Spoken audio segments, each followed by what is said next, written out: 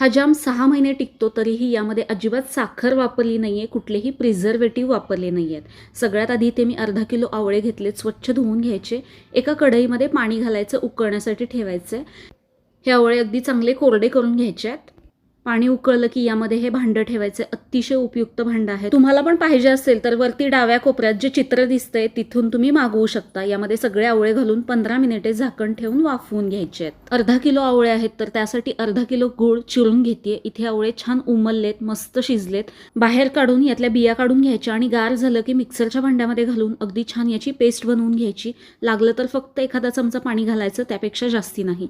ही paste तयार झाली. अर्धा किलो गूळ आणि ही पेस्ट बनवून घेतलेली आहे मी इथे. आता कढईमध्ये दोन्ही घालायचं, चांगलं शिजवून घ्यायचं. सुरुवातीला गॅस मोठा ठेवते म्हणजे हे पटकन मिक्स होईल. नंतर मीडियम हीटवरती 15 ते 20 मिनिटे हे शिजवून घ्यायचंय.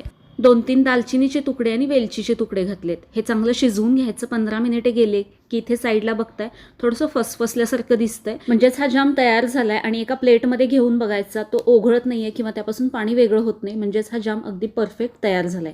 गॅस बंद करून अर्ध्या लिंबाचा रस घालायचा आहे.